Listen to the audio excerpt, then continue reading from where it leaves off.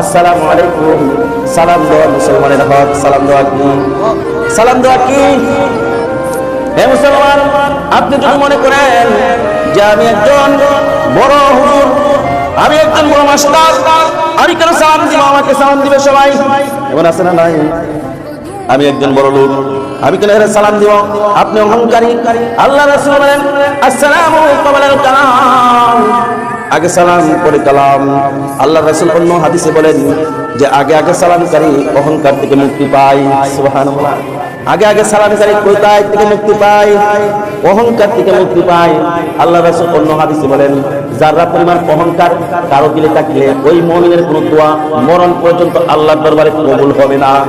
কি হবে না? কবুল হবে না। যারা পরিমাণ অহংকার দিলে ভিতরে থাকলে তার কোনো দোয়া মরণ পর্যন্ত আল্লাহর দরবারে কবুল হবে না। আমার নবী বলেছে মুসলমান, আপনি যদি মরণ পর্যন্ত নামাজ পড়তে পারেন আর আল্লাহর দরবারে জাহান্নাম থেকে বাঁচার জন্য দোয়া করতে পারেন, আপনার কোনো দোয়া কবুল হবে না যতক্ষণ পর্যন্ত দিল থেকে অহংকার বিদায় না করছেন। তাহলে বোঝা গেল আপনি একজন গরিব দেখলে সালাম দেন না, আপনি একজন সমবয়সী বন্ধুকে সালাম দেন না, আপনি সালাম পাওয়ার আশা পয়সা থাকেন, বোঝা গেল আপনি অহংকারী।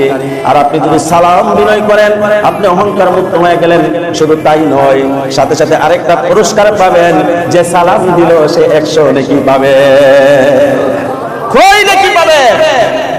100 নেকি। যে সালাম দিলে সে 100 নেকি আমলনামায় পাবে। সাথে আরেকটা পুরস্কার হচ্ছে তার অহংকার মুক্ত হয়ে যাবে, সঙ্গে সঙ্গে তার পিছনের সগীরা গুনাহগুলি মাফ হয়ে যাবে। তাহলে সালাম দেওয়া ভালো না খারাপ?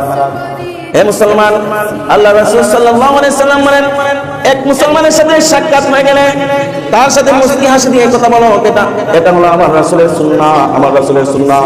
আমার নবী বলেন এক মুসলমান আরেক মুসলমানের সাথে যদি সকাল সকাল দেখা হয়ে যায়, ঘুম থেকে উঠে ফজরের নামাজ পড়ে দেখা হয়ে গেল, আসসালামু আলাইকুম, সালাম দেওয়া মুসলমানের হক। সালাম দেওয়া কি? সালাম দেওয়া কি?